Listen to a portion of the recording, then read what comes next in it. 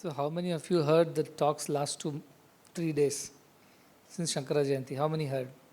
So many heard. How many thought about it, contemplated on it?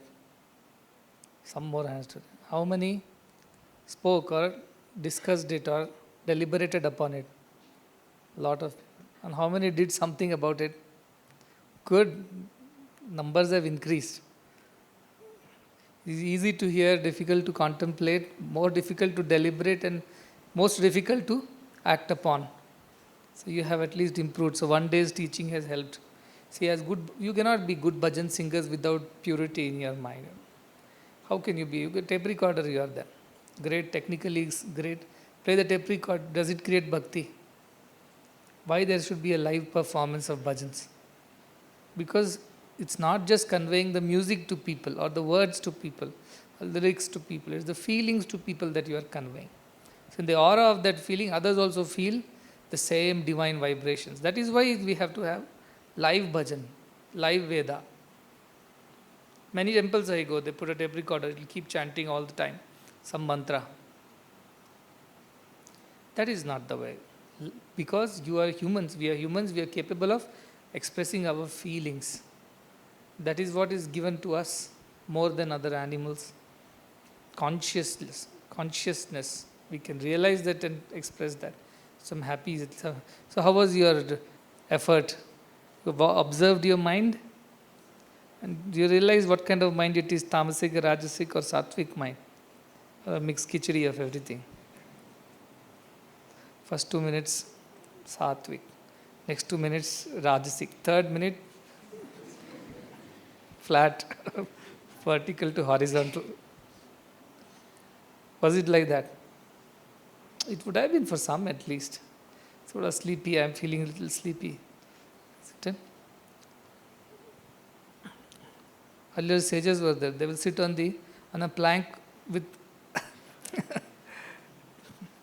nails on it or on thorny bushes just to keep themselves awake so that they don't fall asleep. Tamas doesn't take over their sadhana. All kinds of things they would do. I'm not saying you have to do all these things. But be conscious. Be conscious as to what your mind is doing. So 1 week is only observing the mind. I'm not even saying observe your breath, observe what the neighbor's breath. Nothing. Just observe your mind. Mind your mind. First week. Second week is focus on, now you start, focus on your breath, where your breath is going and where the mind is, how both are connected to each other. Can you control the vagaries of the mind by controlling your breath? Not choke yourself to death. So we have to put ventilator on you. Not that kind of holding breath, just slowing down. See, if you're practicing music and you miss it 1 or 2 swaras, what do? Slow down. Isn't it? You tell slowly, let's take swara by swara, so that we get it right. If you suddenly sing a whole thing, it will not be right. So that is how. Slow down your breath and watch your mind. Observing the mind doesn't go away. You're still observing the mind, but now in combination with the breath, because prana and mana are connected. So you observe, you slow down. When mind runs too much, slow down your breath and see if it's settling down a bit. Isn't it? You can also observe what thoughts are coming. Has it improved from the last week, or is it the same, or it's got worse? Whatever. Third week, what are you going to do? Remove all the other distractions in the mirror and keep focus on your forehead. That is what I said. You want to put a bindi, a bottu. Your face is also reflected. Your eyes are also reflected. Nose, mouth, ears are reflected. But what are you seeing? You're discarding all of the reflections and you're focusing on the forehead, because you have to put your vibhuti dot on the forehead. So discarding all other thoughts and trying to focus on one thought is the effort of the third week. It will come, it will go, it will come, it will go. But you keep repeating again and then again. Some point of time it will start. At least from watching your whole face, it will come down to just watching your eyes and the forehead. And slowly it will come to forehead, and slowly it will come to only that point where you have to put the bindi. So third week you are going to discard all the other thoughts and reflections and try to keep your mind focused on that one thought. This is the time when you should try to hold your breath for some time. I'm not saying you should hold your breath, as I said, suffocate yourselves. Hold your breath for some time. If mind becomes too agitated, just hold for a moment. You'll see mind will settle down as the paper or a dry leaf floating in the air settle down when the wind slows down. So that kind of effort you put the third week, removing all the distraction, focusing on one thought. Take any one thought.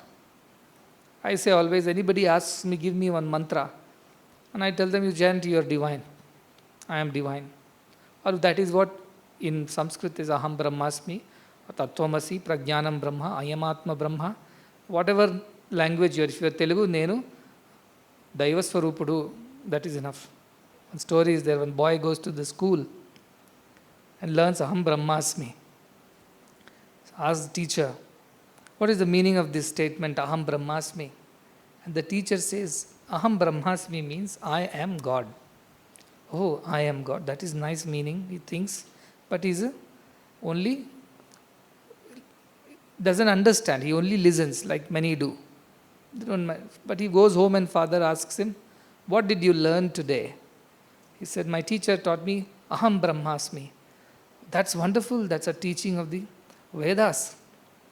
What does it mean? Teacher is God, he said. Father says, no. Aham Brahmasmi means I am God. Oh, is it so? Then the teacher told me a lie. My father is God. Uncle comes and asks, so what did you learn today? Aham Brahmasmi. What does that mean? Oh, my father is God. He said, no, not father is God. It is I am God. Oh, my father also told a lie. Uncle alone is God. Uncle says, nothing can be done about you. You are too dull to learn anything. Then this boy feels very bad. What is this? One simple sentence I am not able to understand. So he asked, what should I do? He said, contemplate on this. It will reveal its meaning to you. So I always call rishis or mantra drushtas. Rik means Rik is the words of the rishi. Rik mantras are there. These mantras have been revealed to these rishis. Somebody wrote to me, when was the Vedas written? When was the Upanishads written? Some curious child. Truly they are apaurushayas. They have not been written by anybody. They have been received or they have been revealed by the divine in that rishi. And so many rishis, 400, 500 of them have received these at different points in time. And it was unorganized. It was everywhere. Till Veda Vyasa got it all together and probably he organized the same time as when Mahabharata and all were written. So our historians date back the written, the documented version, maybe 2500 BC or something like that. That may be the Veda Vyasa who tried to compile it during Krishna's times when he wrote Gita, Mahabharata. But time of Upanishads, Vedas, there is no particular. It may be thousands of years old. Some of the mantras might have been as early as the first human when he contemplated on what is all this. And the first thought that came to it, that Sarvam Kalvidam Brahma. We don't know. So these are, don't worry about that. That was not the Indian culture at all. Somebody said the Indian culture is all about being. The Western culture is all about doing. They're very interested in the external Western thinking. Why this is, why not this, how they want to date, history, record it. That is their way. Indian way is experience. It doesn't matter where it comes from. The experience is important. Who got this message? When did he get it? They are not interested. They are interested in experiencing the message. So that is why there was no effort made to write it down or document. So anyways, coming to the third week, that is Aham Brahmasmi, or I am God, or Nenu Bhagavantudu, Nenu Daivasvarupudu. And whichever one you think like that. That is your third week's effort. 1 week if you sustain that effort, fourth week, your mind will get subdued. It will not run here and there. And if it runs, you will know how to quickly control your breath and settle your mind down. And the moment you settle the mind down, again this thought will ring in your head. I am divine, I am divine. Now this I am divine thought has to reveal itself to you. So rishis had this revelation. They had an experience. And the experience was documented or worded as Aham Brahmasmi. The experience came first. And then came the word. Whereas for us what is happening, the word is coming first, it will take us to the experience. Both are same. See, a road that goes from here to Chikkabalapur brings us also back from Chikkabalapur to here. is the same road. The rishis got the experience and tried to describe what this experience was. And then they described it that everything is divine, or I am divine, or whichever way. So that is what their experience was. But also the secret lies in there. If you take this mantra and repeat it to yourself with focus and concentration and a lot of shraddha in it, you believe that yesterday I told the biggest problem is we don't believe. The shraddha is the first aparadha, fault in our spiritual practice. So you believe that this is true. Even in science, you see, you take a hypothesis and then you experiment and repeat and repeat and repeat the experiment several times under several situations, and then the hypothesis is proven, it becomes the law. But the first step is hypothesis. Likewise, you think it is an hypothesis. Some rishi at some point of time told that everything is divine, even I am divine. I will take this as a hypothesis. I'll keep repeating it to myself till it starts slowly revealing itself to me. On its own. You don't have to put effort to reveal it to you. You just be there with great shraddha and repeat it to yourself. And one day or the other, it will suddenly reveal itself. Sputa, it will burst open and reveal to you what it is. So that is the power of every mantra, every thought. For mantras are nothing but thought. You keep thinking of the same thing, that is your mantra. So if you take that as serious effort for the 4th week, after a month, you will see the changes in you. You may or may not have experienced immediate realization, but there would have been a moment or two in your meditations when you would have touched the shores of that immortality and come back. At least you had a peep into what it is like. And once you taste that, all the tastes of the world will become insipid. What he is saying, we run behind pleasures, we run behind happiness in the form of objects, people, relationships, name, fame. They all will look so faded. They won't taste at all good. They won't even appeal to you. Your senses, your mind, and all the pleasures that can be created by that will appear insipid in front of the experience of that self which the rishis have been talking about, we have been talking about. And as I said, the good part is that, suppose you have to even buy a kg of rice, you have to go to the stores or go to the market to get that and pay some price for it. Self-realization is free of cost. Absolutely free. You don't even have to move an inch from where you are. Self-realization is then and there where you are. You don't have to put any, in the sense, financial or emotional or psychological or any kind of pressure on yourself. You don't even have to move from your place. As you are where you are, is there within you. Like I gave the example of the money lying in the pocket and you have forgotten and you are worried in the shop. How do I pay the bill? And then suddenly by chance you put your hand in the pocket and you find the money and you are relieved. The relief was always there in the pocket. You were not aware of it. You did not realize it. The moment you realize, the relief became relief. In the sense, it gave you relief. Till then it was only namesake. So my talk is all namesake. Atman is there inside you that will relieve you of all your dualities and sufferings. It's like the money in the pocket which you don't utilize at all. Only when you put the hand and pull it out, you know how much money is there and what you can do with it. So that putting the hand and pulling out the money is the effort of these 4 weeks that I said. It's a very simple thing, but consistency is the key. If 2 days you do and 3rd day you say that today is a rest day, take it from me, that will be the unrest day. You will be most restless on that day because you did not do this. And I did not say, some people wrote to me, Swami, I want to wake up at 4:30, 4 o'clock, 3 o'clock. I keep on telling, don't torture yourself. Spirituality is not a burden, it's not a torture.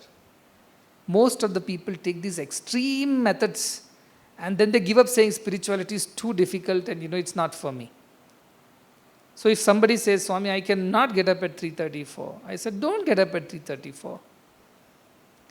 I'm not worried about your physical awakening. I'm worried about your spiritual awakening. Even if you get up at 6, make sure that you take that time off from all the clutter of thoughts, all the activities before the day begins with too many things. Because once the day begins, you again cannot find that kind of a peaceful time unless you're doing nothing. But generally everybody is busy with something. At least it begins with meeting the next person. Let us At least it begins there. You'll first see the person next to you and start talking, and immediately the avarana has fallen again. It has covered your vision, clouded it, because now you are identifying yourself with this body and that person with that body and that object and this object. So the experience of deep sleep that you came out with, your mind is still blank. That's why they say wake up early, so that you are come out of a stage where mind was very dormant. See, mind is very active in the waking stage. That is why it is difficult to control mind and go beyond. In dream stage, what happens? Mind is limited dominance it has on you. It still is active in Swapnavastha, dream state, it is still active. That is why you see the dreams. It creates worlds of its own, people and experiences of its own, though they don't matter to you. At the same time, the mind is engaged. That is this dream state. Deep sleep state, the mind becomes calm, dormant. So if you had had a good deep sleep and you wake up, mind is still dormant. And before it starts identifying itself with objects, people and situations, use that already weak mind to focus on divine thoughts. That will be very, very easy. Now music boys say they wake up early and practice in the early morning, because that practice in the early morning is 10 times more effective than practicing during the day sometime. That voice is at base level. You have not spoken for last 6-8 hours and voice is at the base level. You can do some base practice. That's what they say. Mantras, saptak, swaras, you can practice. And that you cannot do during the day. Once you had a nice breakfast and swaras won't come. What will come? Burps will come if you go mantra saptak. But swaras will be clear and precise when you practice in the morning. Why we do that? Because for last 6-7 hours we have been quiet, voice has settled down, it has rested well, and now you can use it correctly. It's not tired. Same thing applies to the mind. If you have come out of a good deep sleep, you are peaceful, you are calm, you are rested, your mind is dormant, and before it becomes too hyperactive, which is its nature, use it to teach something to it. That's all that is why early mornings are said. But suppose you have that kind of a capacity, you're not interacting with too many, you have self-isolated, and you are in your peaceful environment. It may happen any point of time of the day also. But once you open the eyes, the Jagrata Avastha kicks in, and it starts identifying itself with everything. Immediately the cover, which was parted momentarily in the deep sleep, covers it back. So now you cannot remove it. You have to put efforts to remove it. That's why many yogis preferred Brahma Muhurtam around 3:30, 4:30, that kind of time when world is asleep, there's no noise, and all other instincts have not kicked in, hunger and things like that. So that is the time when body is, and also after restful sleep. Suppose you haven't slept whole night, at 4 o'clock you cannot meditate. The restful sleep is important for body. So if you sleep early and take a good deep sleep, you'll wake up refreshed, and that moment you use this mind to focus on that. So morning. Otherwise, if it's at this stage, if it's not possible for you, please don't torture yourselves. Because with this kind of pain that you'll go through, by forcing yourself into something like this, 3 days max, 4th day you will not be doing this exercise. You like ignorance is bliss, I'd rather remain ignorant than get enlightened. That is, you'll get demotivated. So don't put yourself into extreme thing, but develop a habit over a period of time. Unwind over a period of time, all that you have wound yourself with.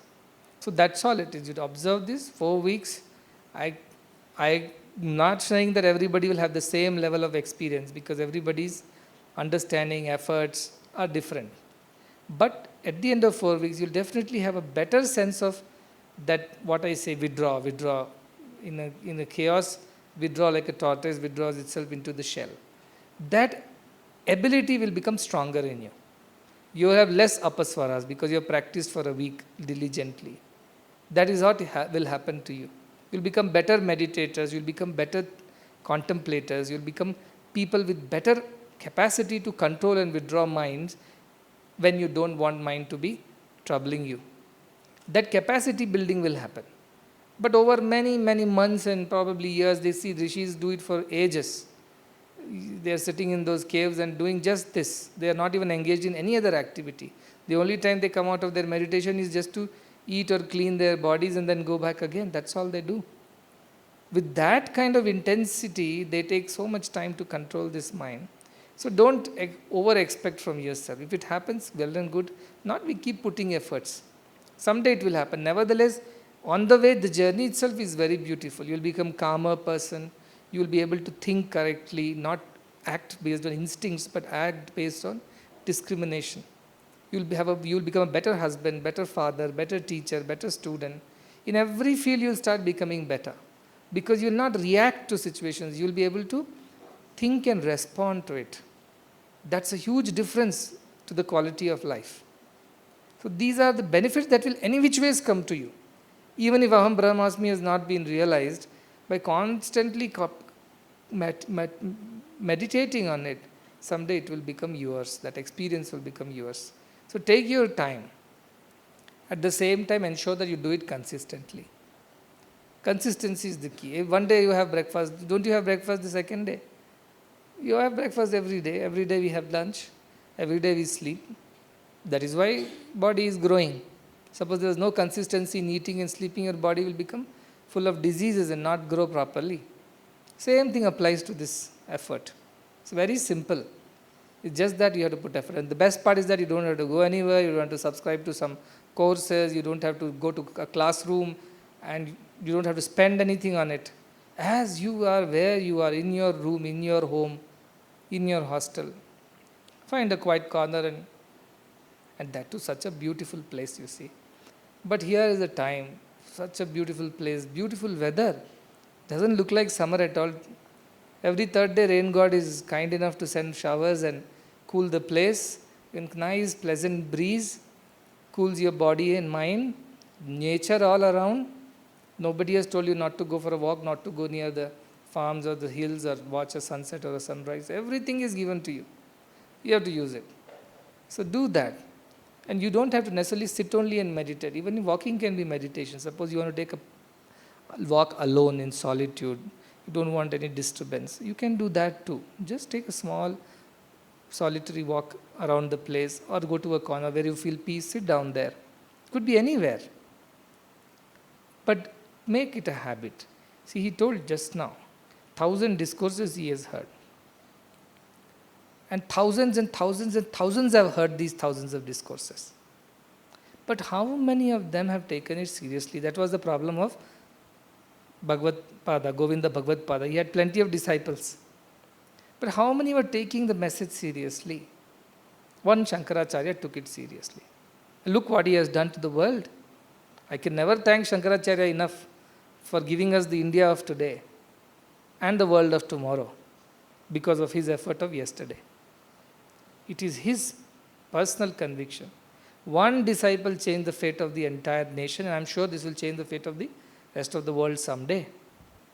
Imagine if I have 10 such disciples who are so serious about what I'm saying. What can I do? I can change the entire world. That is all that I am asking for. Some people should be worthy disciples who take this message so seriously. That kind of intensity of practice is what I am asking for. And as I said, it is not even very difficult.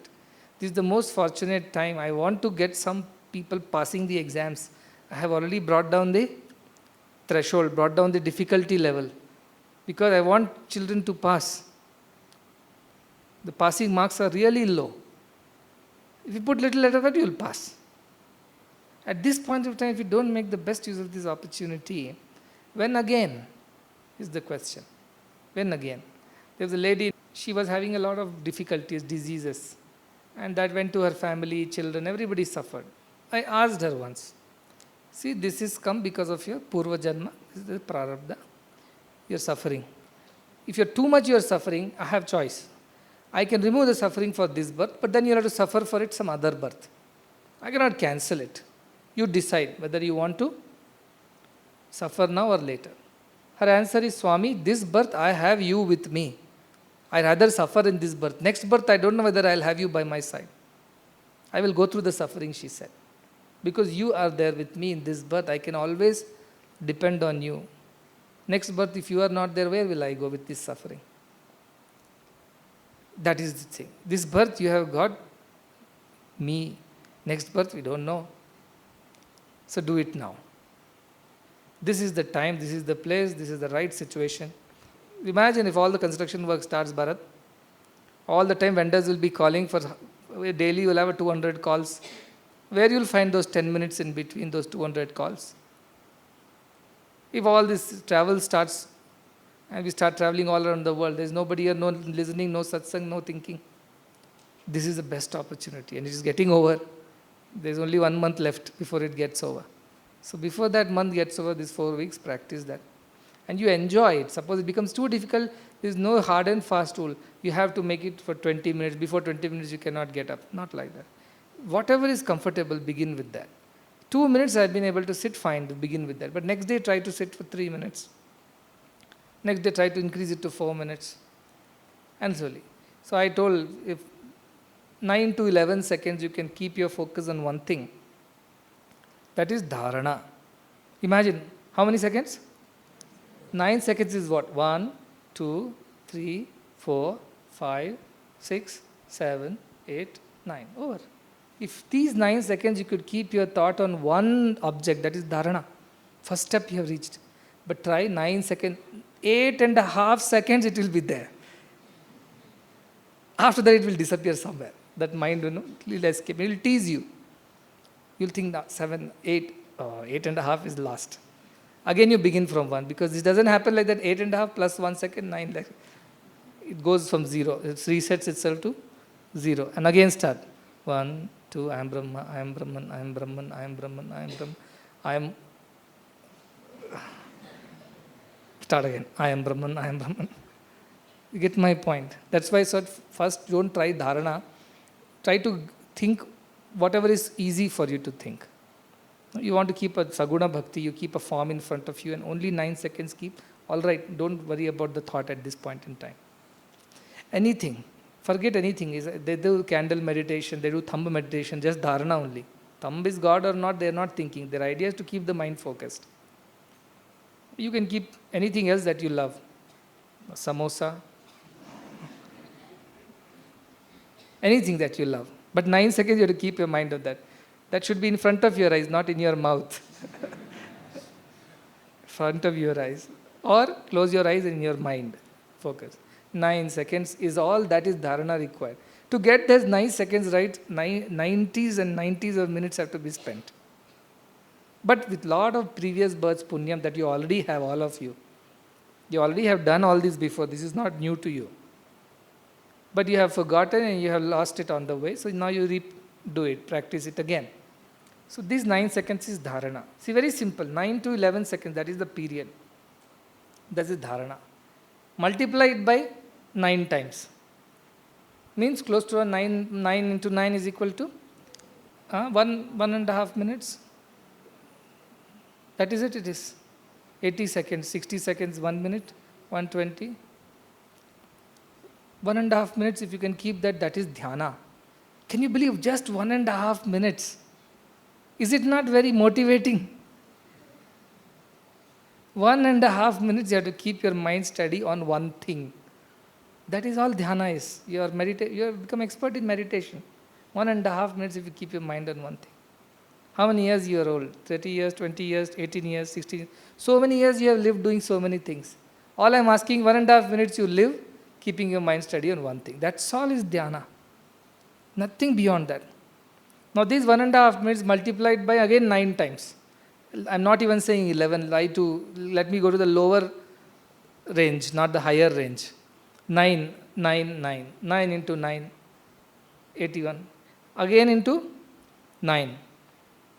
That is the number of minutes that you should keep your mind on. That will not come more than 12.5 minutes. That's it. I was thinking 20 minutes. Look. 12.5 minutes you can keep your mind on something. You are in the state of oneness. You are in the state of samadhi. How easy.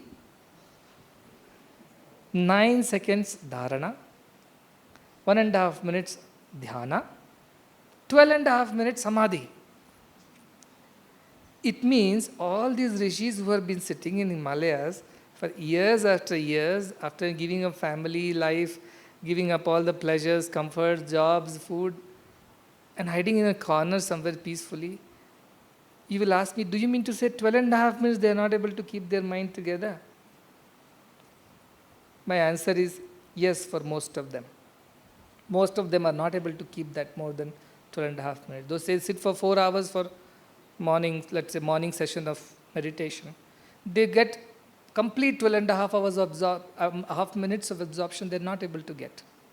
Maybe at 10 minutes, 9 minutes it breaks away. Then they work again to bring it back. But they keep working, they don't give up because they want to be in that state forever. That's all is samadhi. These all technically I am saying 9 into 9 into 9. That's all is required. Imagine as a human how unfortunate it is that we have spent all of life eating, enjoying, making merry, having pleasures, and haven't found those 12.5 minutes to keep our mind steady on this thought that I am divine. Look at the irony of human birth. And without human birth, you cannot attain. The best part is even the gods have to come to human yoni, the form, before they can ascend to this state of Brahman. They can always be paripalakas, they are paripaka palakas, they are deities which are responsible for different parts of the universe, for water, for air, for fire. They are all there in the subtle. But even if they want to attain this Brahman and get rid of the ignorance that they are deities and they are not Brahman, that ignorance, they'll have to go through a human birth. There is no other way. This is the final last stage. After this only Brahman. So imagine you have already got the human birth. First you should thank yourself, congratulate yourself, thank your parents and whoever. Second, you have got this idea that the goal of human birth is not khana, pina, sona, marna.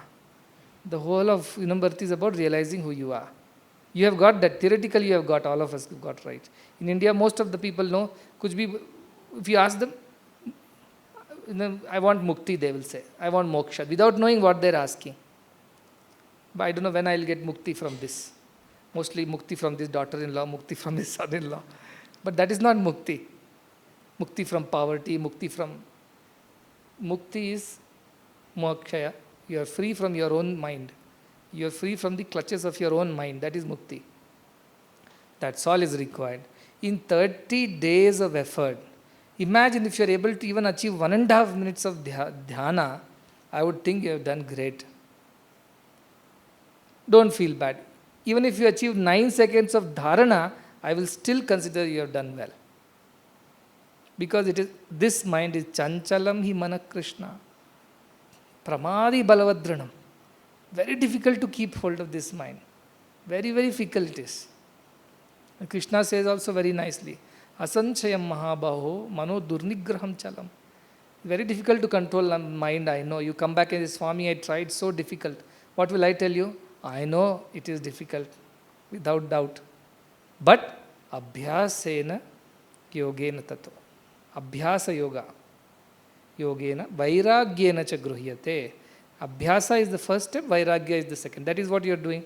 Abhyasa for 2 weeks and vairagya for the next 2 weeks. First 2 weeks is only abhyasa, observing the mind, observing your breath, controlling the breath and ensuring that the mind is slowing down. Second 2 weeks is vairagya. Get rid of all that which is unwanted, focus on one thought. Till that thought becomes one with you. So first week if you achieve nothing, just observing your mind and noting down, I am fine. Second week, you should try to keep your mind steady for that 9 seconds by controlling your breath. Again third week, try to push it to 1.5 minutes of focused thinking on one thought. As I said, I am not saying Aham Brahmasmi is the thought. Any thought is okay. Keep that and later replace it with something else.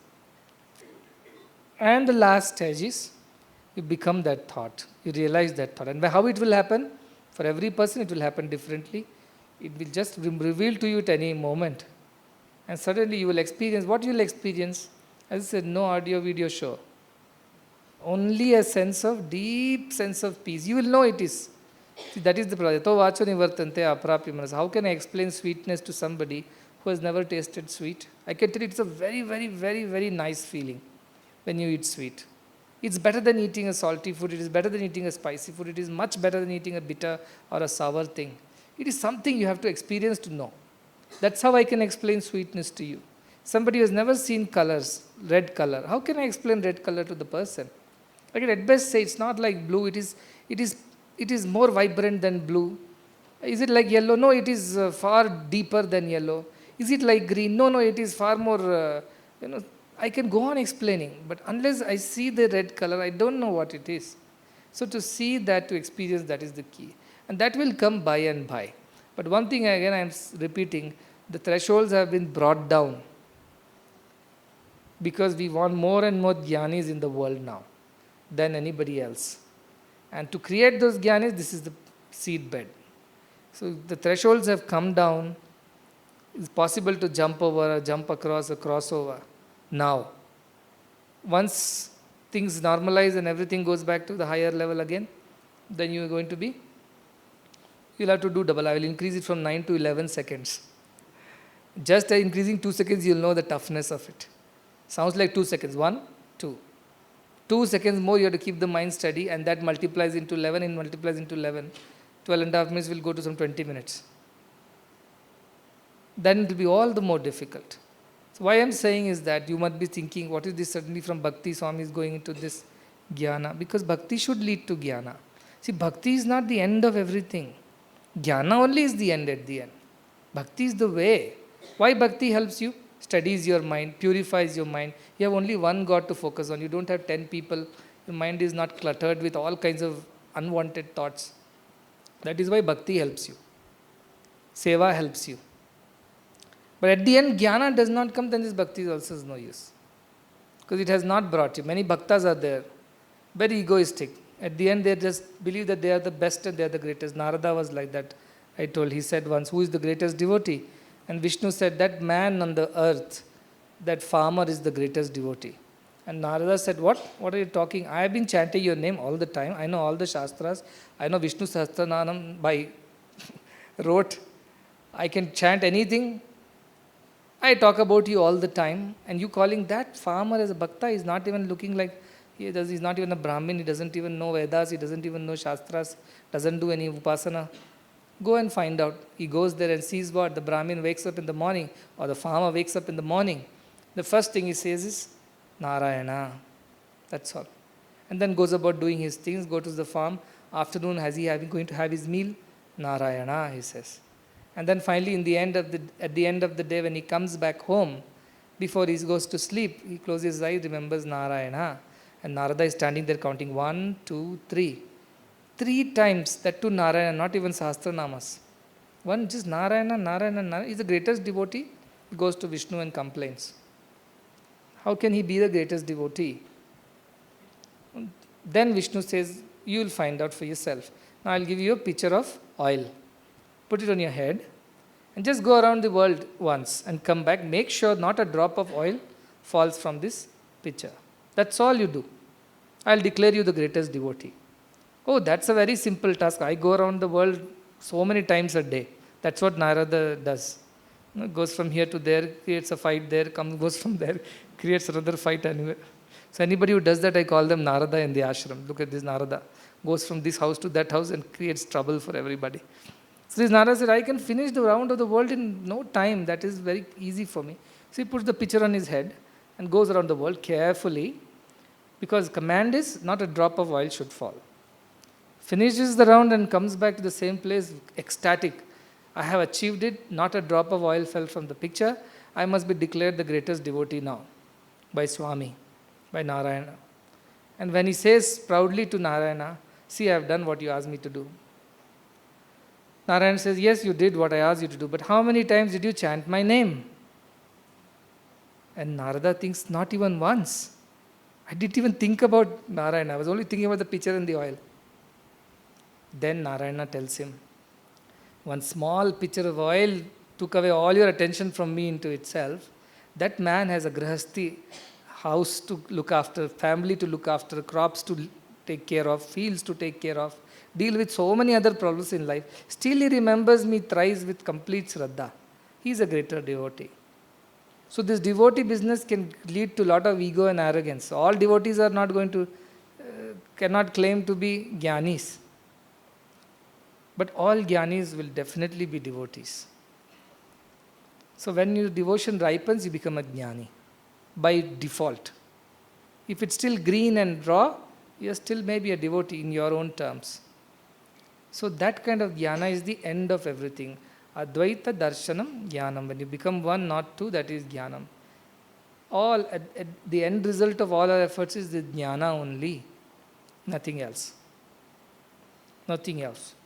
So that is the effort, that is why I am telling you to put that effort also. Your hearts are getting purified. It means it's easier for you to keep your mind steady than what it was before.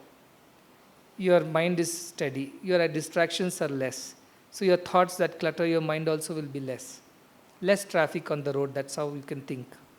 So it's easier for you to drive. So this is the best time. Use it well. In fact, I wanted to initiate a study of Upanishads. All the 10 Upanishads, there are many Upanishads, there are 1,000 Upanishads.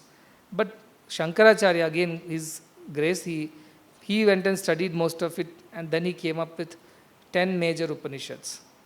And he said that if you study these Upanishads, more or less it covers the entire gamut of teachings of all Upanishads and Vedas. So many times people have written Upanishads. One boy has written this question to me, I couldn't answer that day. He asked, Swami, you said in Upanishads there is a concept of impersonal God, Brahman. There are no other lower gods mentioned like Vishnu, Shiva and things. But some Upanishads like Narayana Upanishad is there, Mahanarayana Upanishad. In that there is a Narayana who is the supreme deity. So I want to tell him that not all Upanishads are actual Upanishads. Some have been given the title of Upanishads, but they are not the original Upanishads. So these kind of Upanishads which are based on a personal God or deity have been created by people by adding a title Upanishad. By adding the title, it sounds like it's an Upanishad, so people will pay attention. That was the idea. Some people stuck this word Upanishad behind their own thing because they wanted it to become popular with people. Because Shankara made Upanishads very popular. So even Madhvacharya, Ramanujacharya, all these acharyas have read Upanishads. But then they took to a path which they felt is more to their liking, that's all. But they all know what it is. So I wanted to initiate, but I think I should do this a little later because you people should now meditate more on these thoughts. And once this you digest a little more and I can feel that you have digested or not, based on that we will take this study. Idea is to keep your mind continuously absorbed, like gulab jamun has to stay in the syrup. The moment it comes out, it dries up. So I want your minds to be 24 hours soaked in that syrup of this chintana. That is why I am speaking. Otherwise, I could have decided not to have these satsangs too. But I want your minds as bhajan boys to main attention to all of you because you have to be the people. When you sing, the next person should attain realization because of your perfect rendition of the bhajan with the complete bhava. With that realization you should render. Here onwards, consider realization as our religion. No Hindu religion, no Christian religion, no Muslim religion, nothing. Realization is our religion. Why we are born? To realize ourselves. Everything else should fit into this scheme of things. That is how one should think from here onwards. And Sanatana Dharma is all about realization. This is not about any rituals. They're all karma kandas, lower things. But the essence of this is realization. All right? So I'll leave this with these thoughts. Let us see how much you put efforts. And as I said, as you put effort, you'll experience grace. Every stage of effort will unlock more of grace. And that's how you will be able to achieve things. You will be surprised faster than what you expected. Some people will say, Swami, I did not need the 4th week at all. 3rd week itself I've understood. Some people may come, I don't need 3rd week. 2nd week itself is better for me. Because you will see how grace is enhancing your efforts. How what little you do is getting much, much better, much bigger because of the grace that is by your side. But it won't come in unless you have cleared that level of effort. That's how it would be. प्रेमामृत बरसाओ बाबा प्रेमामृत बरसाओ बाबा प्रेमामृत बरसाओ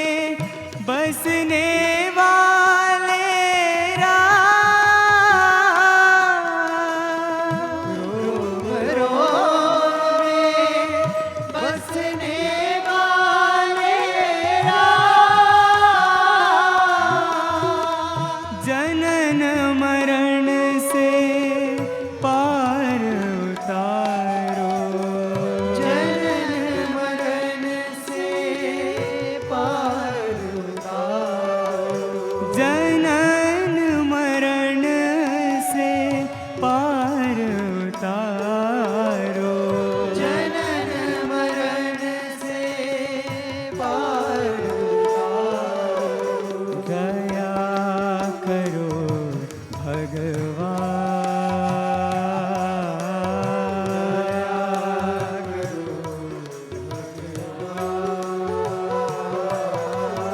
कृपा करो भगवान,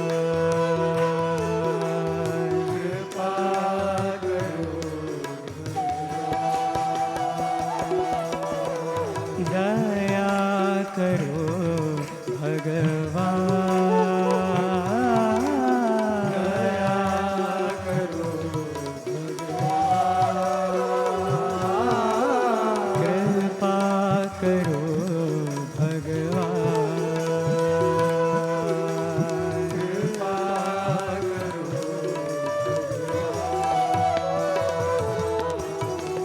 प्रेमामृत बरसाओ बाबा, प्रेमामृत बरसाओ बाबा, दया करो भगवान, दया करो भगवान, कृपा करो भगवान,